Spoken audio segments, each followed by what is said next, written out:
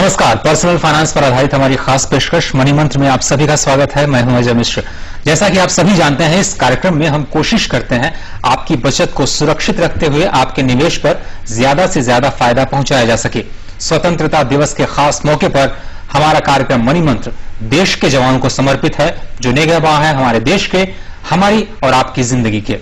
और financial planning के मोर्चे पर हमारे देश के जवान क्या कुछ रणनीति अपनाएं, इस पर चर्चा करने के लिए मौजूद हैं जाने माने financial planner colonel Arun Gupta हमारे स्टूडियो में। कर्नल साहब, बहुत बहुत शुक्रिया इस कार्यक्रम में शामिल होने के लिए आपका। शुक्रिया अजय मिश्र जी। मैं अपने सभी दर्शकों को और सभी सेनानियों को अपनी तरफ से इस आजादी की वर्षगांठ पे हार्दिक शुभकामनाएं देना चाहूंगा और प्रार्थना करूंगा कि आने वाला समय उनके लिए मंगलमय हो। जी हाँ, और अगले आधे घंटे के दौरान हम यही चर्चा करेंगे कि आर्म्ड फोर्सेस के जवानों को जो मोर्चे पर जाकर के तमाम जिंदगी के मोर्चे पर अपनी रणनीति बनाते हैं, लेकिन फाइनेंशियल प्लानिंग की जहां बात आती है वहां थोड़ी सी चूक हो जाती है, क्योंकि उन्हें वक्त नहीं मिलता है। और हम इस नजाकत को समझते हैं, उनके वक्त की अहमियत को समझते हैं, और यही वजह है कि आज हम चर्चा करने जा रहे हैं कि अगर आप आर्म फोर्सेज में हैं, सेना की किसी भी श्रेणी में है, किसी भी जगह है, तो आप कैसे अपने फाइनेंशियल प्लानिंग को आगे बढ़ा करके अपने वित्तीय स्थिति को सुरक्षित रख सकते हैं। लेकिन इस पूरे चर्चा को आगे बढ़ाने से पहले, चूंकि कर्नल साहब एक यूनिक पर्सनालिटी है और वो फाइनेंशियल प्लानिंग से जुड़े हुए हैं तकरीबन 15 सालों से, उनसे जानने की कोशिश करते हैं कि ऐसा हुआ कैसे। गुप्ता जी, अगर शुरुआत की जाए आपसे, ये जो आर्मी वाले हैं बड़े डिसिप्लिन होते हैं। जब हम रिटर्न की बात करते हैं, इक्विटी मार्केट की बात करते हैं, तो उसमें बड़ा अनडिसिप्लिन होता है, या किसी भी निवेश की बात करें तो ये जो अनुशासन और जो अनुशासनहीनता दिखती है आजकल के फाइनेंशियल प्लानिंग में, वो कैसे किया जाए, उसको एड्रेस किया जाए। और आर्मी का तो कोई सीधा नाता होता नहीं है।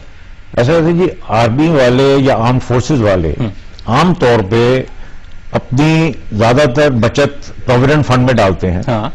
और प्रोविडेंट फंड में डाल के और कहते हैं जी हम बहुत खुश हैं, सेफ रिटर्न मिल रहे हैं हमें। लेकिन ये हम आगे देखेंगे कि किस प्रकार से प्रोविडेंट फंड में जो पैसा जा रहा है वो उनके लिए हानिकारक है आगे के लिए। यानी कि आपके साथ ऐसा कैसे हुआ कि आप आर्मी में रहते हुए फाइनेंशियल प्लानिंग की ओर आपका झुकाव हुआ और आपने इक्विटीज की ओर देखना शुरू किया, वो भी बहुत वक्त पहले, जबकि लोग ज्यादा सोचते नहीं थे शेयर मार्केट के बारे में? इसकी भी बड़ी एक हैरानंगेज कहानी है। जब हम आज से करीब 35 साल पहले यूनिट में थे, तो हमारे एक मेजर शर्मा साहब हुआ करते थे। उनको पता नहीं कहां से शौक था इक्विटी मार्केट्स का, और वो हमें बैठा के सामने एक लाइन से कतार में बिठा के हमारे साथ फॉर्म भरवाया करते थे, और फॉर्म भरवा के उनको जम्मू भेजा करते थे चेक्स के साथ, और जमा कराया करते थे। हैरत अंगेज बात नहीं है, लेकिन बड़ी इंटरेस्टिंग बात है कि उस टाइम की जो भी हमारी इन्वेस्टमेंट्स हुई हैं, और वो एक और चीज उस टाइम पे आपका फॉरेन एक्सचेंज रेगुलेशन एक्ट आया था जी, तो उस टाइम जो भी हमारी इन्वेस्टमेंट्स हुई हैं उन्होंने बहुत अच्छे रिटर्न दिए हैं, और इसी वजह से मैं इंटरेस्टेड हो गया फाइनेंशियल प्लानिंग में। आगे भी मैंने प्रीमेच्योर रिटायरमेंट ली 96 में, तो उसके बाद भी मैं एक स्टॉक ब्रोकर बन गया, और म्यूचुअल फंड्स में भी मैंने इंटरेस्ट लिया, इंश्योरेंस में भी इंटरेस्ट लिया, और 2006 में मैंने 6 एग्जाम पास करके और मैं सर्टिफाइड फाइनेंशियल प्लानर बन गया, और तब से मैं इसी चीज में इन्वॉल्व हूं, पढ़ाने में भी और एडवाइस करने में भी जी। लेकिन अगर सेना के जवानों की बात की जाए तो कहा जाता है उनके पास वक्त नहीं होता इन सब तमाम चीजों के लिए कि वो कैसे प्लानिंग करें, और आमतौर पर जो उनकी सहभागी या कहें कि जीवन साथी होती हैं, वो एक आमतौर पर उनका ख्याल रखती हैं उनके फाइनेंसेस को देखने के लिए, जिसमें बहुत ज्यादा इनोवेशन या फिर उसकी गुंजाइश नहीं होती है। ऐसे में अगर आप आर्मी में हैं तो आपके लिए फाइनेंशियल प्लानिंग ज्यादा जरूरी होती है, ऐसा मानते हैं आप? और आम आदमी से थोड़ा सा अलग होता है अगर आप आर्मी में है तो इस दिशा में सोचना? मैं ये कहूंगा जी कि फाइनेंशियल प्लानिंग एक ऐसा सब्जेक्ट है जो कि सबके लिए बराबर है, और हमें पहले ये देखना पड़ेगा कि हम लोग फाइनेंशियल प्लानिंग करते क्यों हैं। हम लोग अपने गोल्स बनाते हैं, उन गोल्स में आ जाती है रिक्वायरमेंट हमारे बच्चों की एजुकेशन, पढ़ाई, शादियां। उसके बाद हर किसी का एक सपना होता है कि हमारा घर हो। उसके बाद लोगों को शौक है यात्रा करने का, देश विदेश की यात्रा करते हैं लोग, और सभी चाहते हैं कि जिंदगी एक अच्छे ढंग तरीके से गुजरे। लेकिन साथ के साथ हमें ये भी देखना होता है कि हम महंगाई को किस प्रकार तोड़ें। आज आप देख रहे हैं हर रोज अखबार में महंगाई की चर्चा हो रही है। पार्लियामेंट में तो ऑपोजिशन ने शोर मचा रखा है कि महंगाई को कम करो जी, लेकिन ये महंगाई है क्या चीज और इसको कैसे तोड़ा जाए या आगे कैसे कमाई की जाए, ये हम एक डिस्कस थोड़ा कर सकते हैं। उसके अलावा हमें अपनी इमरजेंसीज या कॉन्टीजेंसीज के लिए बचाना पड़ता है और आखिर में मैं ये कहूंगा कि एक अच्छी रिटायर्ड जिंदगी गुजारने के लिए हमें बचाना पड़ता है। ये सब चीजें हमें देखनी पड़ती हैं और इन सबको देखने के लिए हमें क्या करना चाहिए? सबसे पहले हमें समझना चाहिए इन्फ्लेशन क्या है और इन्फ्लेशन को किस प्रकार से हमको असर करेगी और हमने इसको किस प्रकार से इसका इंतजाम करना है जी। फिर हमें यह भी देखना चाहिए कि इन्फ्लेशन को देखते हुए और रिटर्न्स को देखते हुए हमारे इफेक्टिव रिटर्न्स क्या हैं और कहीं हम अपने पैसे से नेगेटिव रिटर्न तो जनरेट नहीं कर रहे, ये भी हमें देखना पड़ेगा। एक और मुद्दा है कंपाउंडिंग का। कंपाउंडिंग तब काम आती है जब आप एक लंबे समय के लिए पैसा इन्वेस्ट करें, यानी कि आपके पैसे के ऊपर इंटरेस्ट जनरेट होता है, इंटरेस्ट के ऊपर इंटरेस्ट जनरेट होता है और इस प्रकार आप आगे बढ़ते हैं। एक छोटा सा उदाहरण दूंगा, अगर आप 35 साल तक 1000 रुपया महीना सेव करें और किसी अच्छे म्यूचुअल फंड में डाल दें तो आपके 3,60,000 की जो बचत है, 4,20,000 की जो बचत है, ये आपको करीब करीब 1,40,00,000 रुपए दे सकती है। यह है जहां कर्नल गोपाल सिंह की परेशानी की दूसरी इनिंग जो है, दूसरी पारी अपनी जिंदगी की, उसको कैसे खुशनुमा तरीके से जिए। और कर्नल साहब आप भी रिटायर हो चुके हैं, 96 में आपने रिटायरमेंट लिया था, आपने कैसे प्लानिंग की और क्या राय देंगे कर्नल गोपाल सिंह को? अजय जी, मैं तो आपको बताया ना, मैंने प्रीमेच्योर रिटायरमेंट ली थी 96 में और उसके बाद मैं स्टॉक ब्रोकर बन गया था और उसके बाद मैं फाइनेंशियल मार्केट्स में काफी एक्टिव रहा हूं और मुझे ऐसा कोई खास प्रॉब्लम नहीं आई जो कि गोपाल सिंह जी को आ रही है।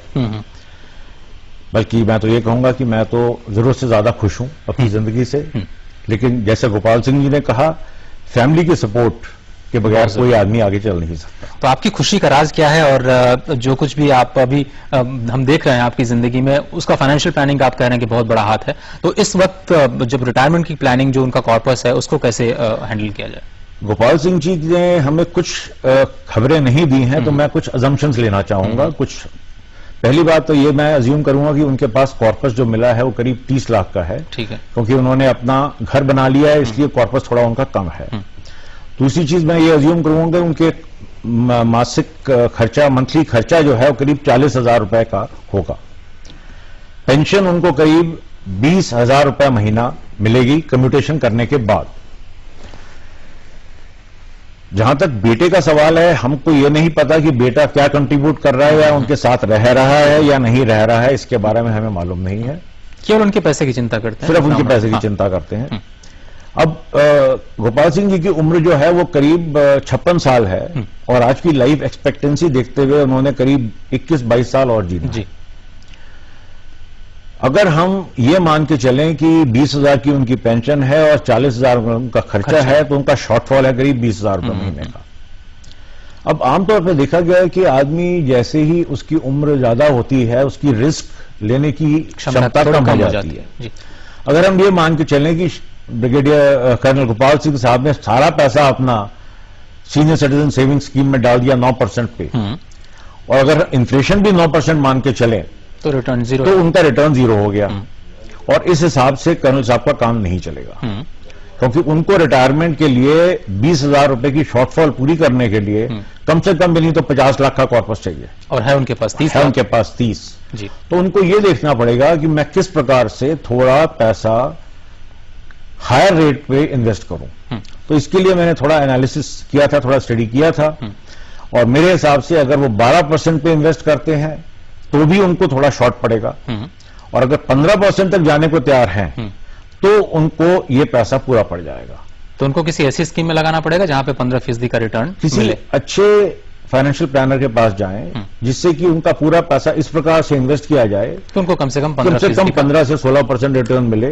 क्योंकि एक चीज और हम भूल रहे हैं कि बेटा है उनका जिसकी शादी भी करनी है 10 से 15 लाख रुपए उससे भी खर्चा हो जाएगा। हमारे साथ ब्रिगेडियर भल्ला साहब हैं जो कि सेवानिवृत्त यानी रिटायरमेंट ले चुके हैं। भल्ला साहब, बहुत बहुत शुक्रिया इस कार्यक्रम में शामिल होने के लिए। सबसे पहले कैसे हैं आप? नमस्कार सर, बहुत ठीक हूँ साहब। और आपको बहुत बहुत शुभकामनाएं आजादी की इस 64वीं वर्षगांठ पर। अजय जी, मैं कहना चाहूंगा और मेरी कोशिश भी ये रही है पिछले 3-4 साल से कि मैं जब भी किसी भी स्टेशन में छुट्टी पे जाता हूं या किसी भी काम से जाता हूं, मैं कोशिश करता हूं कि वहां पे ऑफिसर्स में या जवानों में थोड़ी फाइनेंशियल अवेयरनेस बढ़ाऊं। और मेरा सजेशन तो ये है कि अगर आर्मी, नेवी, एयरफोर्स वाले इस चीज को चाहें तो हम आगे बढ़ा सकते हैं। बल्कि जहां पे भी ऑफिसर्स के कोर्सेज चल रहे हैं या जवानों के सेंटर्स हैं, हम वहां जाके थोड़ा बहुत उनको फाइनेंशियली अवेयर कर सकते हैं, जिससे कि वो लोग फाइनेंशियल प्लानिंग में इन्वॉल्व हो सके। बिल्कुल कम उम्र में ही उसकी शुरुआत जो है वो जल्दी होनी चाहिए। और हमारी जो अगली रिपोर्ट है कर्नल साहब, वो भी उसी से कुछ मिलती जुलती है। पूनम है हमारे साथ, जो कि फाइनेंशियल प्लानिंग के मोर्चे पर अभी शुरुआत करने वाला। कर्नल गुप्ता, पूनम जी की अगे कुछ इनपुट्स हमें नहीं मिली हैं, लेकिन मैं फिर भी इनका केस एनालाइज किया है। इनकी उम्र है 20 साल और ये 15 साल के बाद एक मकान बनाना चाहती हैं, 5,000 रुपये महीना डालना चाहती हैं। और मैं ये मानूंगा कि क्योंकि इनकी उम्र कम है, ये इनमें रिस्क लेने की क्षमता ज्यादा है, तो मैं इनका पैसा 18% पे लगाऊंगा। लेकिन 18% रिटर्न मिलेगा इन्फ्लेशन को देखते हुए। पहले तो ये सोचना है कि इनके मकान की कीमत क्या होगी जो वो लेना चाहती हैं। अगर मैं आज की कीमत 30 लाख भी लेके चलूं, जो कि बहुत ही नॉमिनल कॉस्ट है, तो इन्फ्लेशन को ध्यान रखते हुए जब तक ये मकान खरीदेंगी, इनकी कॉस्ट जो है करीब 95 लाख हो जाएगी। तो इनको 95 लाख रुपए सेव करने के लिए 5,000 रुपए से बड़ा मुश्किल काम है। अगर ये 5,000 रुपए ही सेव करती हैं और 18% पे भी लगाती हैं, तो इनको करीब 45 लाख रुपए मिलेंगे। अच्छा, तो इसके लिए मैंने 2 ऑप्शन सोची हैं। या तो ये करीब 11,000 रुपए महीना इन्वेस्ट करें, और आज की तारीख में एक आर्मी ऑफिसर जिसको तनख्वाह अच्छी मिल रही है, अगर चाहे तो 10 से 11,000 या 12,000 रुपए इजीली आराम से इन्वेस्ट कर सकता है। दूसरा ऑप्शन मैंने ये सोचा है कि अगर ये 5,000 की बजाय 6,000 इन्वेस्ट करें, तो इनके जो पेरेंट्स हैं उनकी भी कुछ एसेट्स होंगे। अगर उसके 4 या 5 लाख रुपए इनके पास हैं और वो अगर साथ में इन्वेस्ट कर दें, तो इनके पास मकान खरीदने के लिए पैसे पूरे हो जाएंगे। तो ये 2-3 चीजें उनको सोचनी पड़ेंगी। 5,000 से उनका काम नहीं चलेगा। बिल्कुल, आपको कॉर्पस जो है वो बढ़ाना पड़ेगा। और अंतिम रिपोर्ट मेजर जहाँ कहते हैं शिक्षा में निवेश सबसे उम्दा निवेश होता है, और यही मेजर संदीप चाहते हैं। क्या रिकमेंडेशन है कर्नल गुप्ता? अजय जी, मैंने इनका केस एनालाइज किया है। आज की तारीख में देखा जाए तो करीब हायर एजुकेशन के लिए, किसी भी चीज के लिए हमें 20 लाख रुपए की जरूरत पड़ती है। और अगर हम इसको इन्फ्लेशन के हिसाब से देखें तो आज से 10 साल बाद जब इनका बेटा 12वीं क्लास पास करेगा, तो उसकी रिक्वायरमेंट करीब 47 से 50 लाख हो जाएगी। इसको बचाने के लिए अगर मेजर साहब 8,000 रुपए बचाते हैं तो उनका काम नहीं चलेगा। 16 या 17% रिटर्न पे भी उनके करीब 25 लाख रुपए बनेंगे।